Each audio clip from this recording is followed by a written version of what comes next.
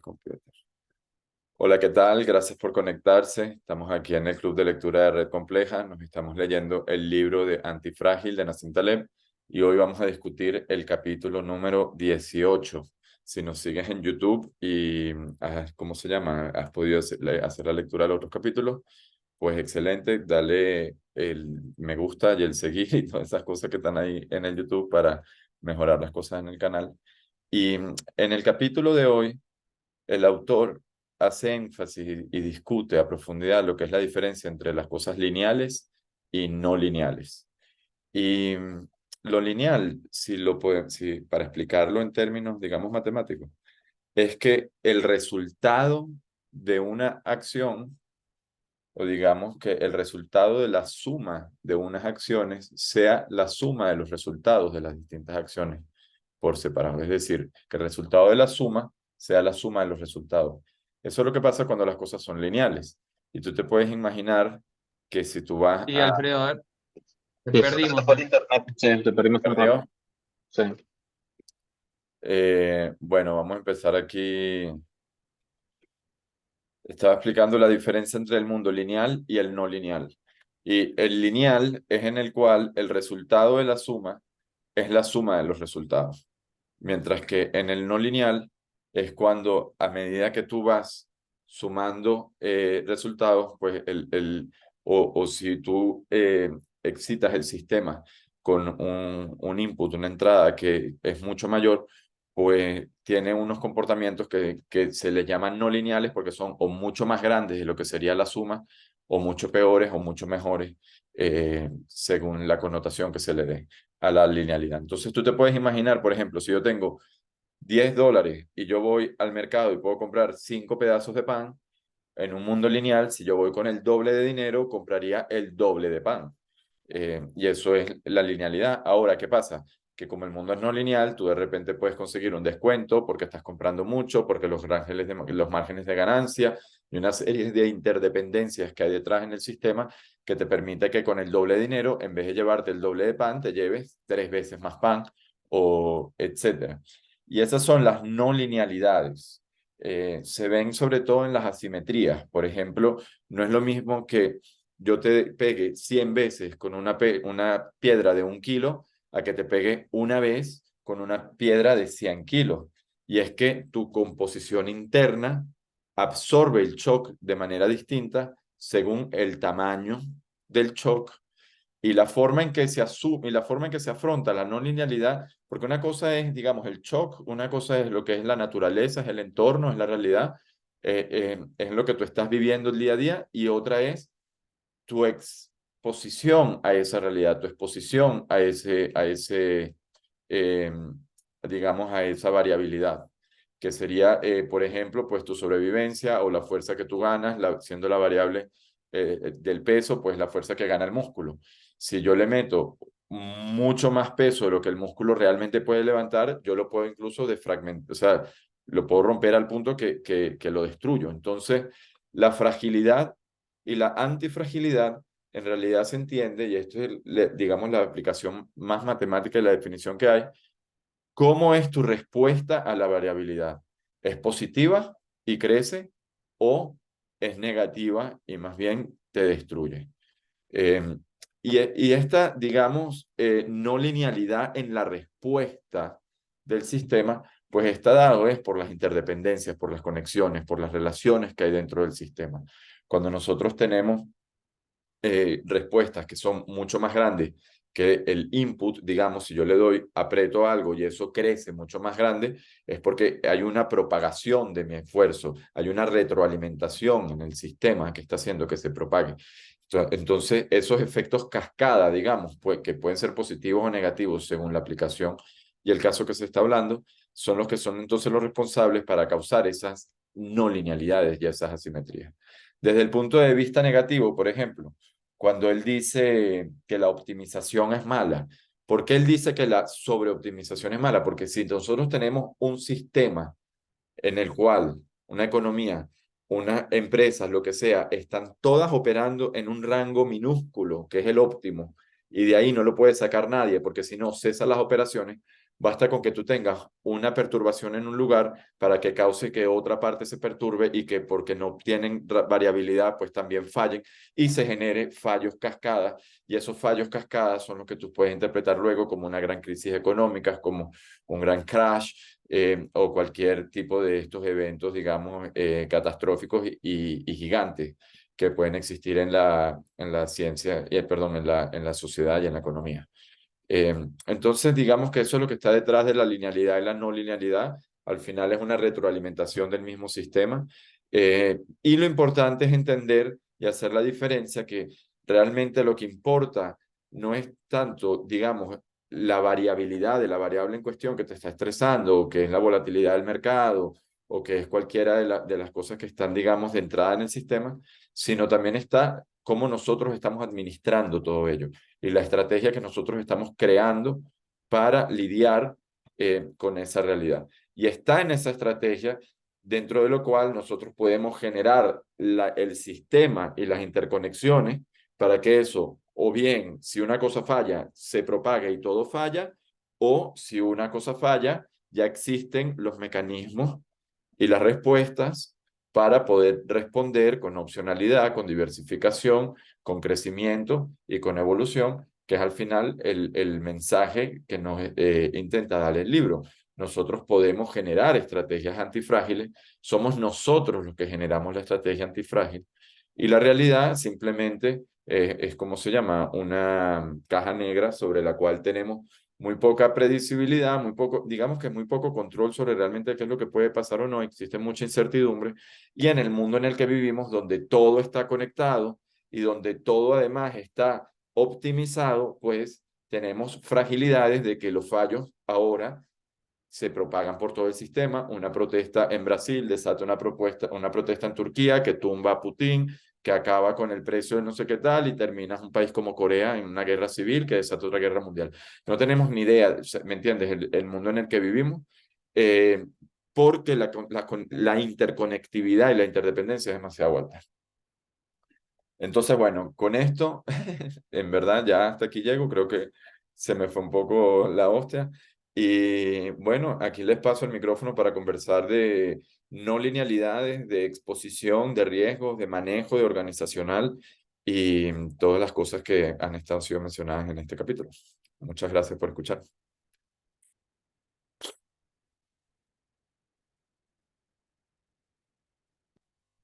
Adelante, Lu.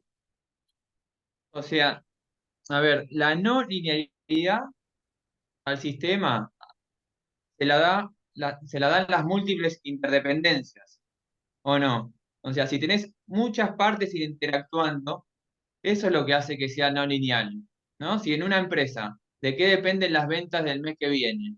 De múltiples interrelaciones entre los proveedores que me entregan a término, la producción, cumplir con mis objetivos, la estacionalidad de las ventas de los clientes, si hay dinero en el mercado, si mis clientes necesitan en ese mes, o sea, entonces, depende de tantas cosas que si yo solo, por ejemplo, vendí $1.000.000 y al mes siguiente, con una publicidad, tanto, si al mes siguiente duplico la publicidad en Google, las ventas no van a ser $2.000.000, van a ser el doble, ¿no? Porque mis ventas dependen de múltiples interdependencias. No son tantas las interdependencias que hacen que la propiedad emergente sea unas ventas de tal valor que cuando yo duplico la dosis de algo, el efecto nunca es exactamente el doble, o es menos o más, ¿no? Pero esas, cuantas más interdependencias tenemos en el sistema, más refuerzan eso de que nada sea lineal. Cualquier intervención que uno haga genera un efecto que no es exactamente el doble, ¿no? Exactamente, y al final está en entender esa estructura de interdependencias, porque em, tú puedes fragilizar o antifragilizar el sistema en función de cómo tú tengas esas estructuras. Y es justamente, y es a partir, o sea, es eso lo que se ha explicado durante todo el libro, la centralización es mala, tener rango, no tener ningún rango de dónde moverte, todo lo que sea evitar o reducir la variabilidad y el rango de movimiento, te va a fragilizar todo lo que sea abrir, crear diversidad, crear opciones, crear las condiciones para la continuidad de operaciones, para elaborar nuevos mercados, explorar nuevos mercados, en este caso que estás hablando, pues es lo que te va a permitir a ti tener los mecanismos disponibles para cuando los necesites ejecutar. Porque al fin y al cabo, la fragilidad es el momento en el cual que exista la probabilidad en el cual tú digas, ¿qué voy a hacer a continuación? Y simplemente no tienes qué hacer ni sabes qué hacer y no tienes los mecanismos para responder. Esa es la fragilidad. Y luego la antifragilidad es qué principios tú deberías seguir para generar todos los mecanismos que deberías estar generando, que es lo que te va a permitir a ti crecer en todo momento. ¿Me entiendes? O sea, no esperes al golpe para tomar la iniciativa, tú tienes que tomar la iniciativa antes. Por eso es que se tiene que generar la opción a la iniciativa. Y es a partir de esas acciones donde tú empiezas a jugar con esa no linealidad de tu sistema, de cómo tu sistema va a responder. Ahora, aquí estamos hablando de sistemas en general. Entonces, es muy difícil hablar sin aterrizarlo, ¿no? Porque una cosa es esa, la estrategia que yo tengo, si yo estoy considerando todos los, digamos, las posibilidades o estoy preparado para cualquier eventualidad. Luego, por otro lado, está el sistema social actual en el que vivimos, interconectado, globalizado, y ese es el sistema sobre el cual yo voy a generar una estrategia. Ahora, ese sistema tiene su propia naturaleza y se está comportando de su propia manera y se está haciendo cada vez más complejo y cada vez más impredecible porque está cada vez más interconectado y ahora el fallo cascada simplemente abarca el rango de movimiento como en el coronavirus pasó, el mundo entero. Y no tenemos la respuesta para lidiar con esa complejidad ambiental. Y no existe, porque si ni siquiera se podrían poner de acuerdo para acabar con los vuelos internacionales cuando el coronavirus, ¿me entiendes? Si aquí vuelve a haber otra pandemia, nos agarra igual de desprevenido y les mete el huevo igualito a quien se lo metieron, ¿sabes? Esa es mi opinión.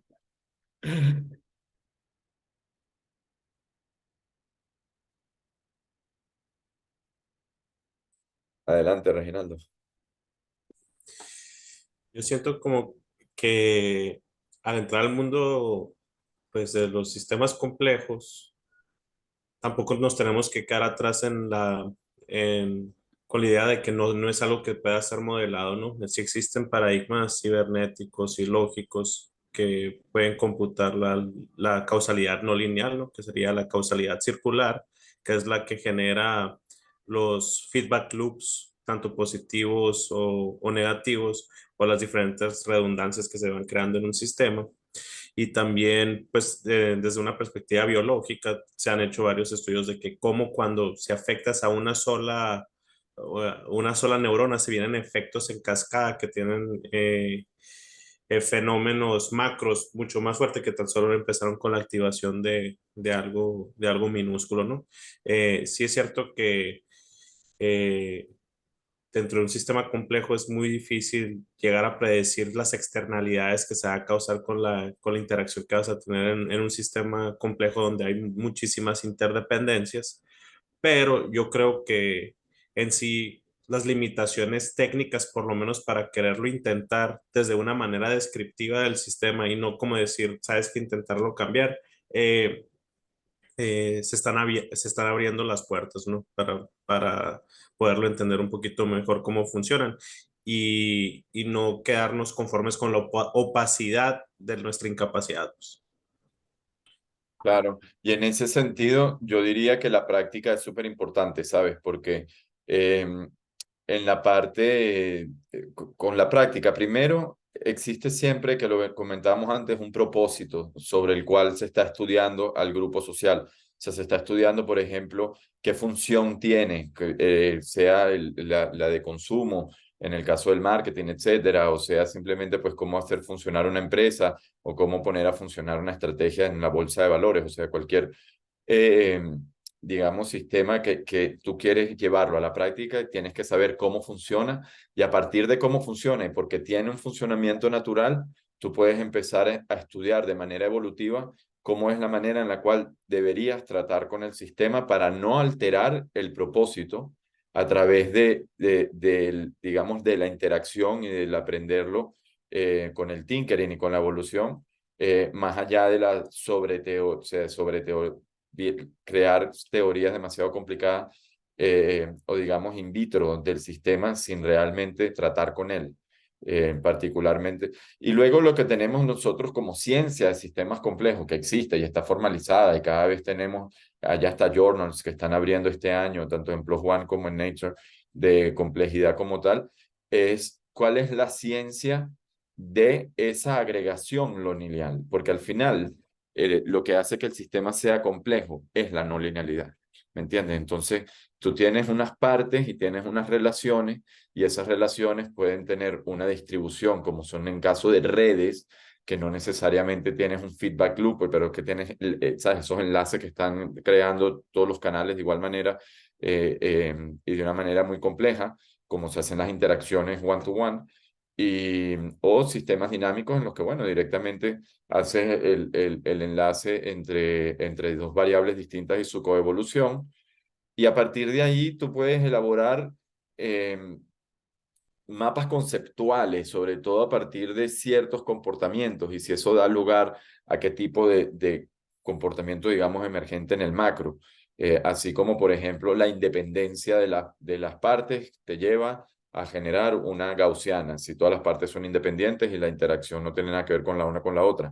Ahora, si no es independiente, sino que el hecho de que interactuamos altera la forma en que vamos a interactuar mañana, ahí ya empiezas a meterle no linealidades al sistema y los modelos y todas estas historias pues nos ayudan a entender más o menos qué clases de linealidades tienes y qué tipo de comportamientos puedes tener. Pero sí, al final yo creo que la práctica es lo que realmente daría en el clavo para entender cómo lidiar con el sistema. Reginaldo y Lucas, pónganse de acuerdo ustedes.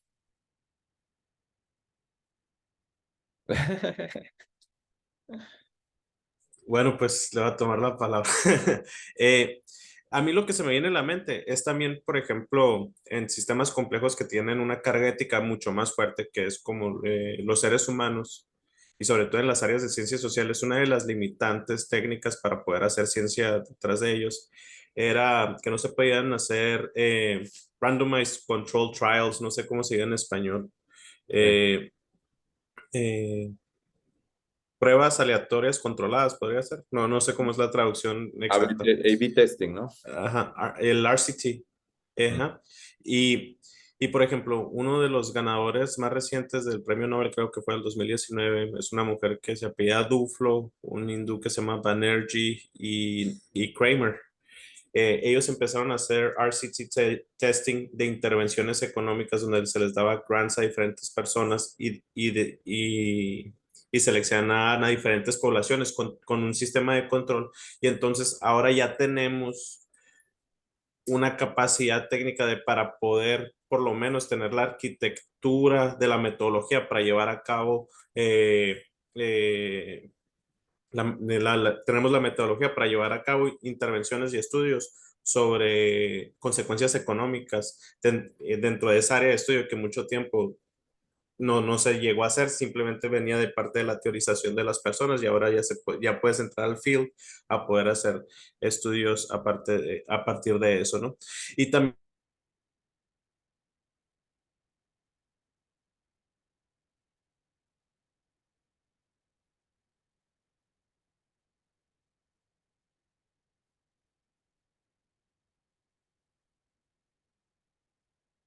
una causalidad multifactorial y yo siento que generalmente hay dos aristas donde se puede ver ese ángulo, ¿no? Uno es echar la pelota para adelante o pasarle la culpa a la empresa privada y decir los políticos no tenemos nada que ver con la inflación.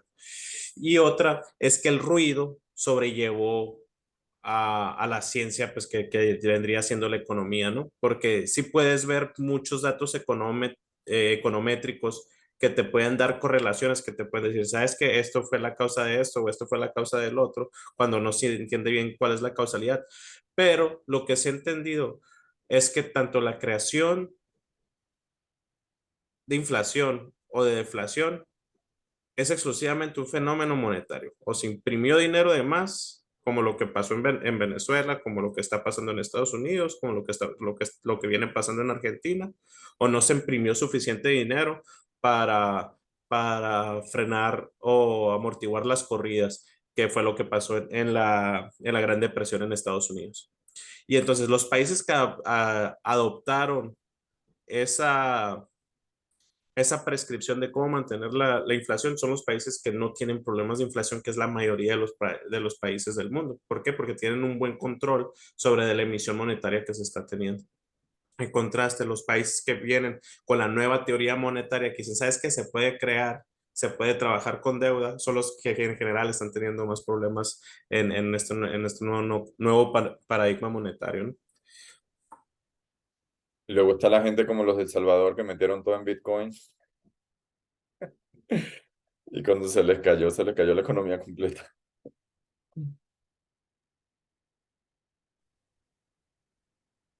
No, y eso también es parte del problema, ¿no? Saber cuándo entras en un mercado. Como la otra vez que estábamos hablando del problema que hay aquí en los estados de México, productores de maíz y de trigo.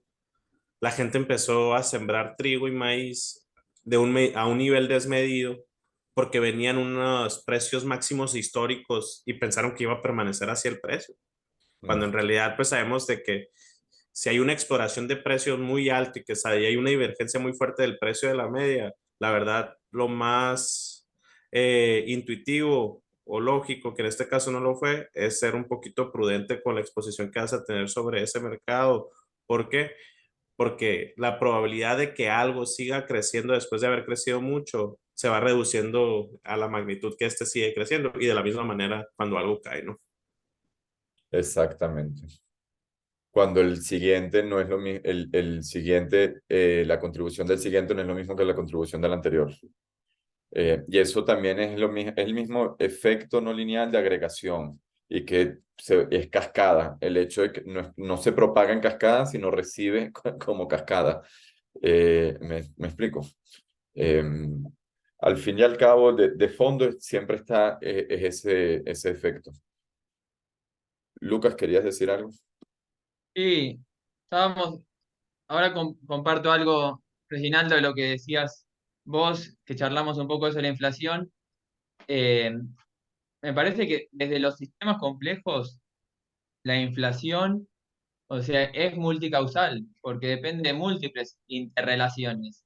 Vos tenés ahora que hubo inflación en el mundo porque aumentaron el costo de los fletes después de la pandemia, los fletes internacionales marítimos, pero el porcentaje que aumentó fue altísimo. Tenés que aumentó el precio de las tarifas de energía en Europa.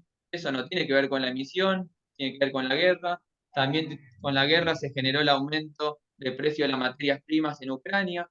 Y eso se interrelaciona con el resto del sistema y genera distintos efectos no lineales. Porque también pasa eso, si aumentan la energía, Rusia o por la guerra aumenta un 15% el costo de la energía, la inflación no es un 15%, porque depende de cómo reaccionan los consumidores, cómo reacciona la gente si consume más o ahorra menos, y también depende de cuánto emite el gobierno, pero también no solo la emisión, porque también está el nivel de endeudamiento. Por ejemplo, en Argentina tuvimos años que hubo cero emisión y viene arrastrando de antes una deuda alta Mm, y además que ya viene con una inercia inflacionaria, que la gente ya por las dudas aumenta los precios. Entonces, es multicausal, es relevante, como vos decís, por supuesto, la emisión es un factor preponderante, pero hay otras interdependencias que van gatillando cambios. Pero bueno, igual eso está buenísimo y después armemos para hablar de economía, porque creo que a todos nos interesan. Yo lo que quería decir en base a esto, llevarlo a la práctica, me parece que hay algo, además de la visión de Taleb, que es muy práctica en esto de ver la complejidad, pero para la vida real, que él como que dice, miremos las múltiples interrelaciones, ¿no? El sistema que sea, y analicemos, modifiquemos alguna de las variables, y si hay aceleración del daño, hay fragilidad. Entonces, para herramientas nuestras, decir, bueno, una organización, la economía de un país, o sea, ¿De qué depende esta propiedad emergente? De las interconexiones entre estas variables. Entonces, modelicemos, si queremos, conociendo las limitaciones, en modificar alguna de esas variables y vemos si hay aceleración del daño y ahí somos frágiles. Y al revés, si hay aceleración del beneficio, ¿no? Ahí seremos antifrágil. Pero me parece que pensando en herramientas prácticas es agarremos de las interrelaciones que afectan al sistema. O sea, miremos esa mirada amplia de sistemas y ahí jugamos con lo micro y vemos cómo cada interrelación afecta al resultado que nosotros queremos obtener. Y ahí tocando alguna de las variables vemos si hay aceleración, ahí se ve la no linealidad y eso aumenta hasta que explota, ¿no? Sí, y parte de lo que te iba a añadir a lo que estabas diciendo es entender también que en sistemas complejos tú tienes muchas variables, muchas interrelaciones, es todo muy complicado, se ve toda una maraña, pero al mismo tiempo el sistema por lo general está gobernado por unas pocas variables que son las que realmente importan y son las que están poniendo, digamos, al sistema en orden. En el caso inflacionario, pues la emisión de moneda es fundamental. Al fin y al cabo, es una muestra de si alcanzó el dinero o no alcanzó el dinero que se había impreso o que se había emitido. Que luego también está el que emiten los mismos bancos, ¿no? Porque los mismos bancos pueden emitir deuda y ellos hacen toda esa multiplicación eh, de rotación de capital. Eh, y, y esas son las variables que realmente cuando se está administrando un sistema complejo, managing, cuando se está gerenciando un sistema complejo, son tantas las cosas en las cuales se te puede ir el día entero pensando y decidiendo si esto sí, si esto no, si esto sí, si esto no. O tú puedes entender cuál es la estructura del sistema, cuáles son las variables que importan y son las variables que tú como administrador del sistema estás vigilando y el resto de las cosas que se organicen solos, que las personas son inteligentes y saben cómo, sabes, llevarse y cómo planificar. Pero esa parte es fundamental entender, porque la complejidad es mucha variedad, es mucha información, pero al mismo tiempo es muy simple una vez que tú entiendes cuáles son las variables que realmente están gobernando el sistema y te enfocas en ellas y ya. Y una cosita, una de las críticas que le hacen cuando hablamos de sistemas complejos es eso. Ah, no, entonces no se puede hacer nada, es muy difícil todo. Pero no, es entender lo macro, la lógica general y con eso articular e identificar el Sobre todo comportamiento. entender el vínculo y qué es lo que qué es lo que está creando ese macro a partir en el micro y qué es lo que no, ¿me entiendes? Y por ejemplo, cuando tú ves en una organización, lo que más te jode en la productividad de una organización es quitarles las veces que no pueden trabajar porque falta un recurso o porque falta una pieza de información importante. Si tú eres capaz de eliminar esa variedad, que en realidad no es ni una variedad, es la falta de una variedad, ¿me entiendes? Si tú en realidad puedes quitar ese obstáculo, esa organización va a fluir la información y va a fluir y todo esa recomputación se va a hacer de una manera mucho más rápida y más efectiva.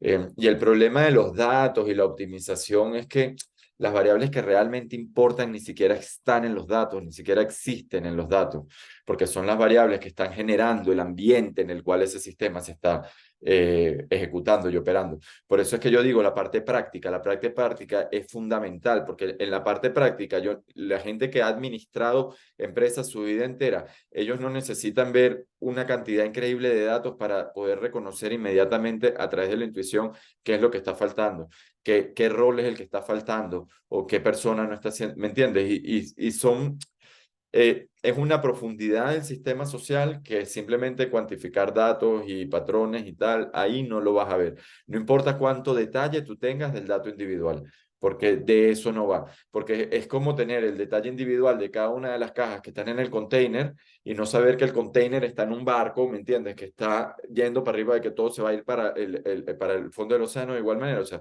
da igual el detalle si tú no sabes en qué macro se está dando ese detalle, ¿me entiendes? Y de qué manera se está retroalimentando esas escalas.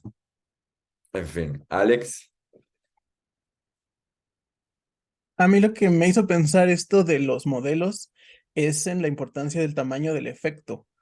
que si un modelo está prediciendo un pequeño efecto en un sistema complejo, quizás ese efecto se debe descartar o no se le debe tener confianza, porque a la hora de que ese pequeño efecto que tú estás prediciendo se propague en la red de elementos intercomunicados, va a perder la porción, la efectividad del efecto que estás prediciendo.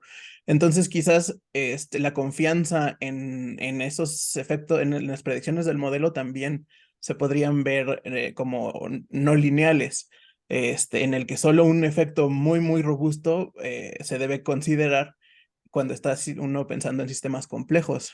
Y también en lo de la inflación se me ocurre, bueno, de lo que estaba diciendo Lucas, de que como estaba proponiendo algo como exploratorio, ¿no? De ver el efecto y ver cuáles son las consecuencias, pero lo que se me ocurrió es el efecto de imprimir dólares, por ejemplo.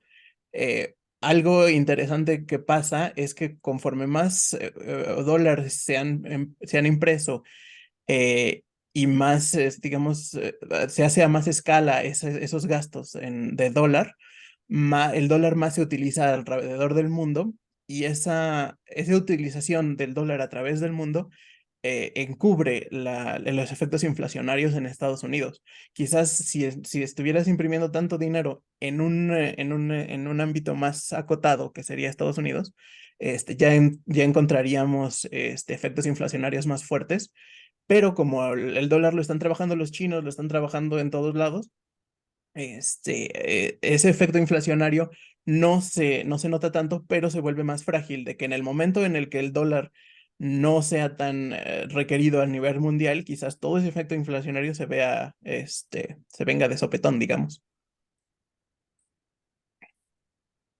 Sí, es bastante, sí. No, Eh, lo que dijiste del dólar es completamente así. sí, cierto. Es que la demanda del dólar, el 90% de los settlements de comercio internacional se hacen en dólares, pero ahí pues estás viendo de que si tienes una demanda muy fuerte de cualquier bien, tu capacidad de producir ese bien aumenta, ¿no? ¿Por qué? Porque es un producto demandado y tú tienes un cierto rango y una flexibilidad de qué intervenciones vas a hacer. Y esto acaba de pasar con el COVID, con el dólar exactamente, que creo que el 60% del dólar que existe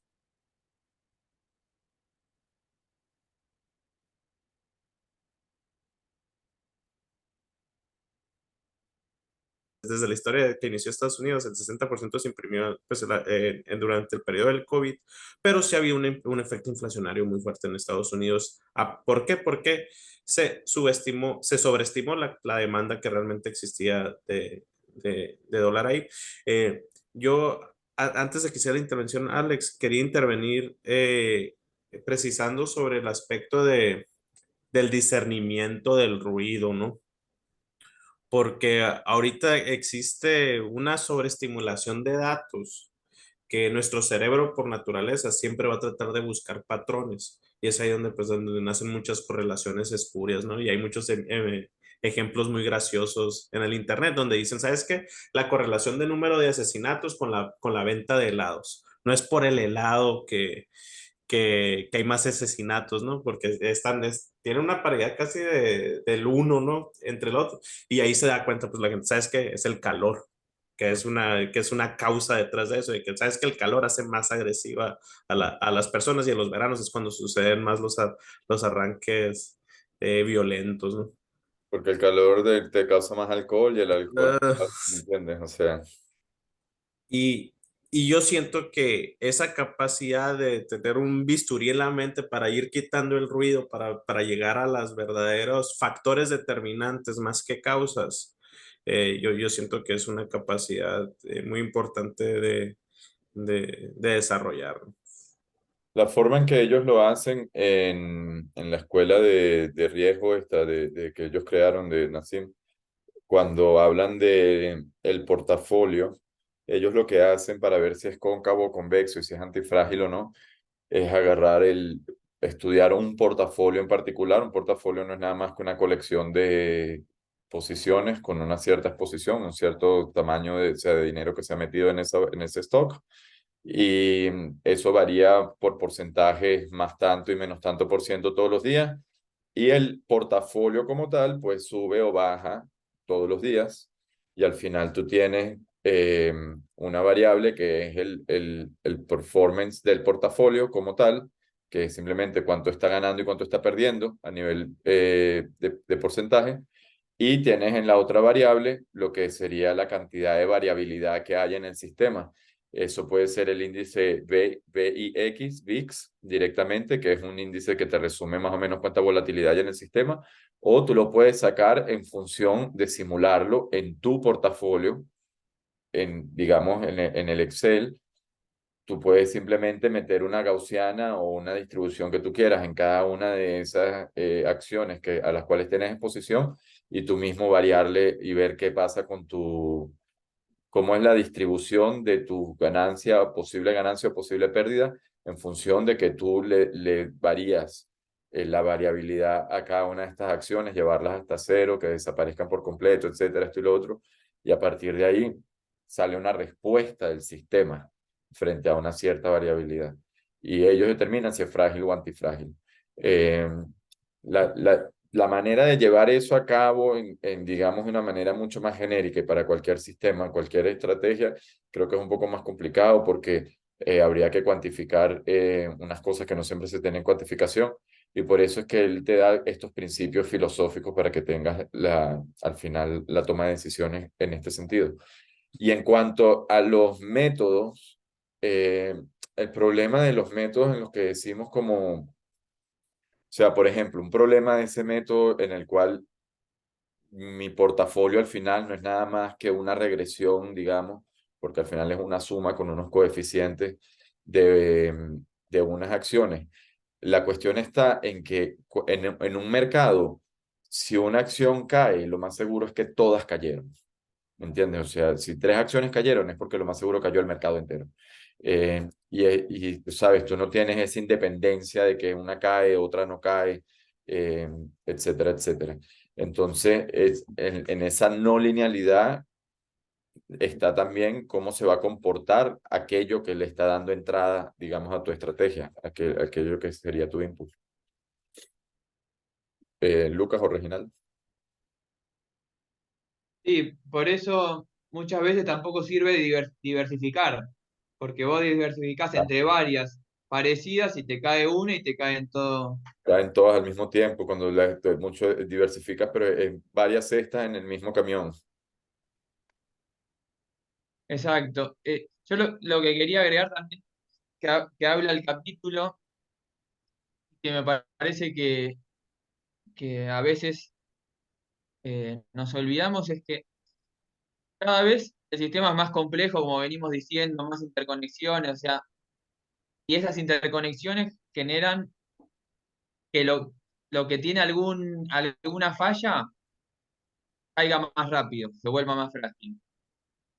Pero a su vez, eso convive con una negación de esta complejidad, como que hay una sensación mayor de seguridad, una sensación mayor de que no existen los cines negros, de que podemos predecir todo, de que podemos planificar todo, seguimos haciendo proyecciones sobre las obras, sobre los viajes, calculando todo en un Excel como si se fueran a cumplir. O sea, tenemos herramientas tecnológicas que nos generan una falsa seguridad de que podemos predecir absolutamente todo. Pero contrariamente, lo que nos está enseñando la globalización, lo que nos dejó el COVID, es que cada vez al tener más interconexiones, es más difícil predecir. Entonces, confiarnos en esas predicciones, que también nos vuelven frágiles, porque si confiamos a que proyectamos todo, a que va a salir todo bien, de golpe algo sale mal, nos vuelve, es un caos y nos genera un montón de problemas, que es lo que pasa en muchas empresas. Funcionan como si los próximos 5 o 6 años no pasara nada negativo, se endeudan como si lo vamos a poder pagar, las ventas van a crecer, y cualquier interdependencia, o sea, cualquier cambio que pasa de lo planificado te vuelve recontra frágil. Entonces, no sé si ustedes sienten eso, como que cada vez hay como una negación en la práctica de la complejidad y a su vez, contradictoriamente, vivimos en un mundo cada vez más complejo. Reginaldo, ¿querés decir tú algo, profesores? Sí, para agregar un poco de donde partió Lucas, yo siento que también el miedo al fallo como que quita el foco de lo que es realmente antifrágil, porque para que algo tú lo puedas determinar como antifrágil, tiene que pasar por un proceso malo, negativo, por un fallo, y realmente el valor de antifragilidad se lo vas a dar hasta que tú ves su capacidad de respuesta, de sobrellevar ese evento. No estamos diciendo de que nunca nada malo va a pasar, sino que cuando suceda vamos a tener la capacidad de recuperarnos y salir mejor o salir avantes de la situación si por lo menos lo que buscas es un poco de robustez.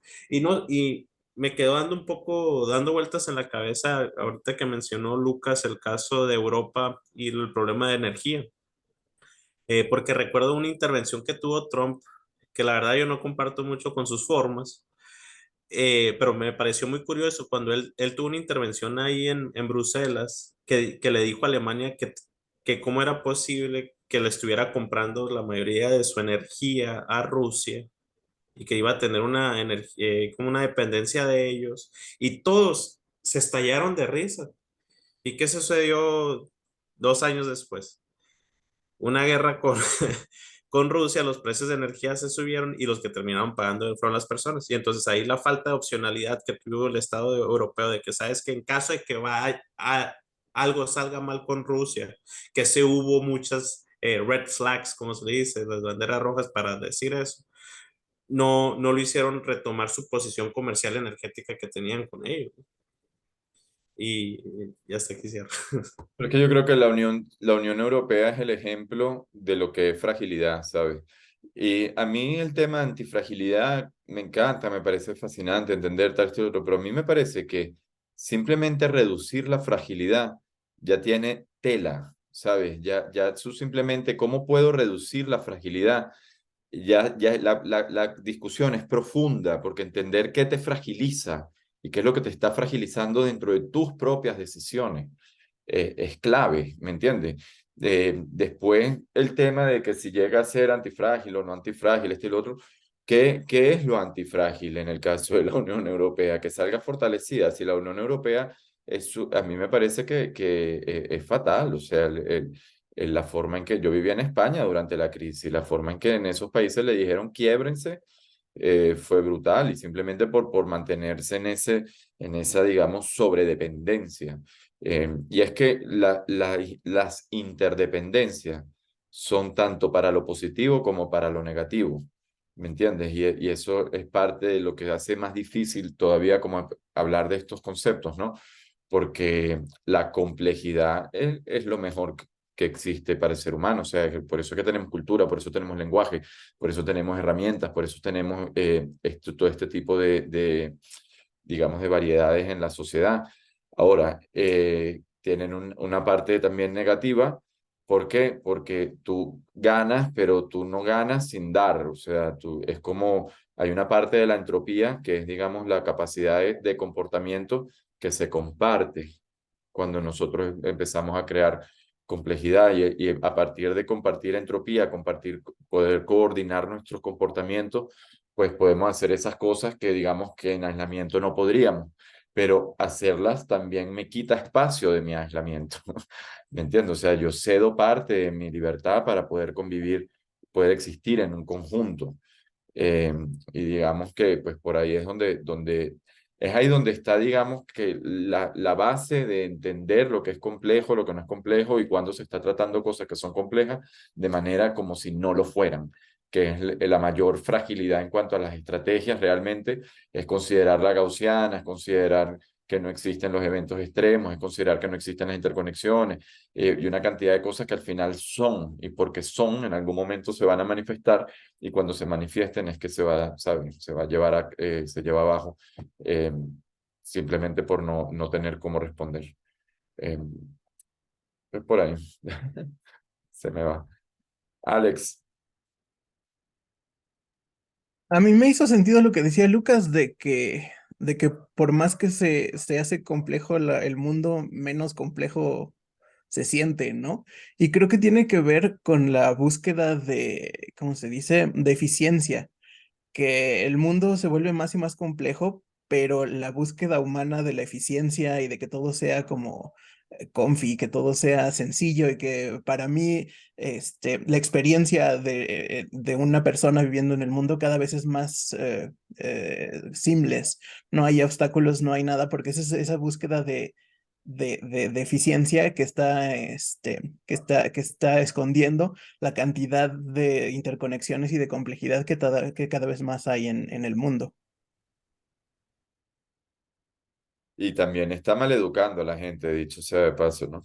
Por ponerlo en un término, porque eh, mal acostumbrando, porque precisamente la falta de buscar, ese esfuerzo que hace falta para recibir la recompensa, esa es la antifragilidad, justamente, porque ejecutas un esfuerzo que es mayor al que realmente ibas a necesitar. Está ahí la sobrereacción, ¿me entiendes? Y el diferencial que puedes ganar. Eh, Mientras que todo sea tan accesible, todo sea tan fácil, eh, digamos que al final esa suma es negativa, ¿no?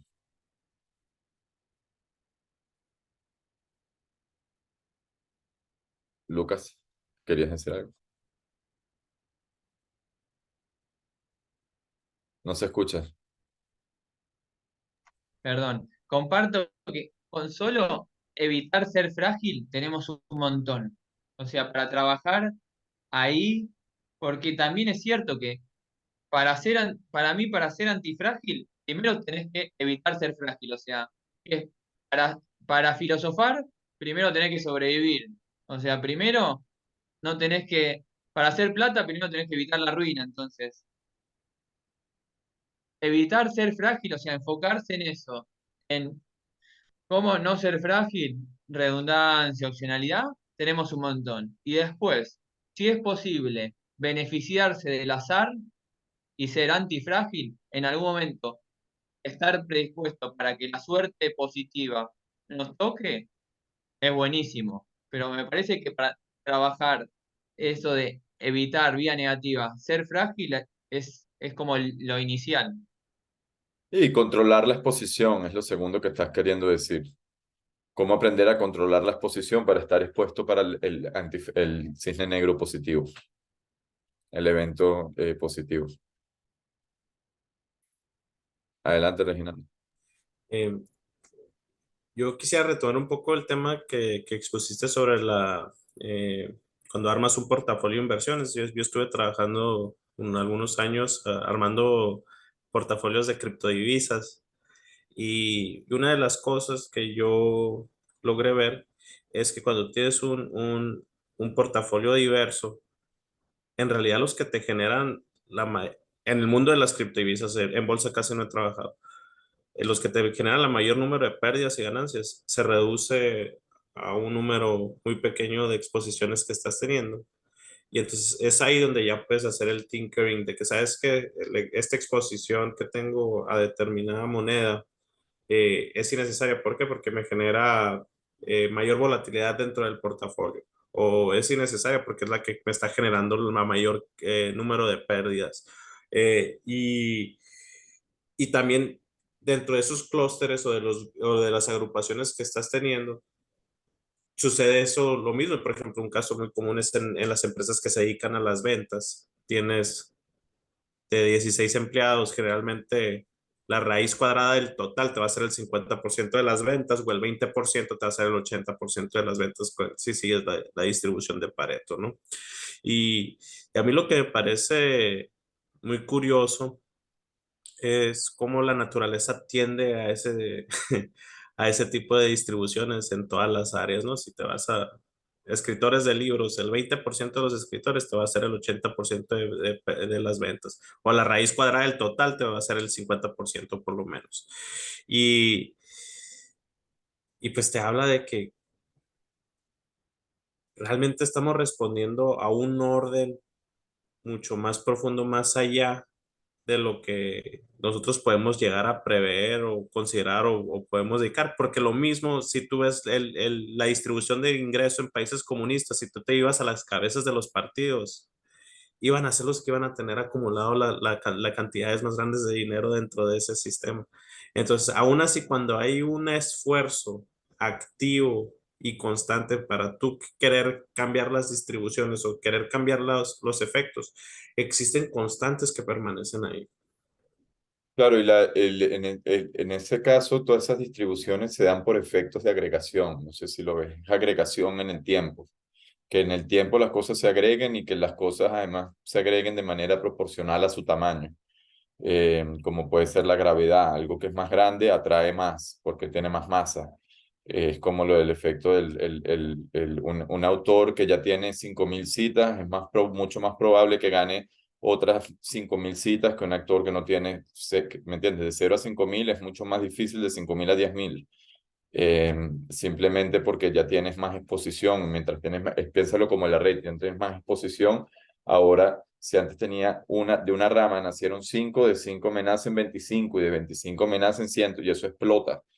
Esa es la dinámica por lo general que está detrás de lo que llaman las power law, que son las distribuciones libres de potencia, y dependiendo del exponente, pues puede que la media exista o puede que la desviación estándar no exista, y está ahí donde es la parte técnica de que si tú de fondo tienes en realidad una distribución que es libre de potencia, al momento de calcular la correlación o la regresión o esto y que lo otro, estás tratándola matemáticamente como si fuese una gaussiana o como si fuese otra distribución, porque simplemente hay terminologías ahí que no se aplicarían matemáticamente. Pero de fondo, lo que tú tienes es sistemas que no son independientes, sistemas que se acumulan en el tiempo, sistemas que ¿sabes? Se interactúan entre las distintas partes y se pueden generar cascadas, sistemas que tienen feedback loop y que simplemente dependiendo del estado actual, pues determinan el próximo, etcétera. Y esa es, digamos, la base matemática que te determina el comportamiento de todo este tipo de sistemas, que son sistemas complejos en general.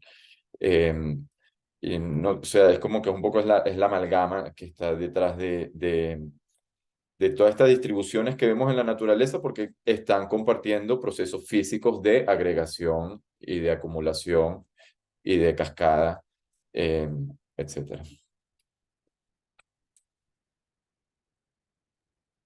Venga, muchachos, y con Lucas vamos cerrando. Sí, sí. Lo último, como para retomar del capítulo y de lo que incorpora, la importancia de las dosis, o sea, y de los grados en los sistemas complejos. O sea, del pensamiento siempre nos vamos a blanco y negro, un extremo a otro, pero me parece que es central retomar eso, que no es lo mismo para la emisión monetaria, para la deuda, para la inflación, para lo que sea, los grados, un 5%, un 10, un 20, o sea, no es lo mismo. Entonces, en todo contexto, me parece que eso de las dosis, los grados, es fundamental. Me parece que es uno de los temas del capítulo y del libro. Y la escala, ¿sabes? En general la escala, porque estás hablando es de la fragilidad en función de la escala. Y muchas veces se generan, por ejemplo, esos planes que tú tienes un gran banco y una gran historia, que son muy grandes para caer, ¿me entiendes? Y que hay que mantener vivo, aunque sean unos zombies gigantescos, porque tú generaste algo, o sea, ese tamaño lo fragiliza.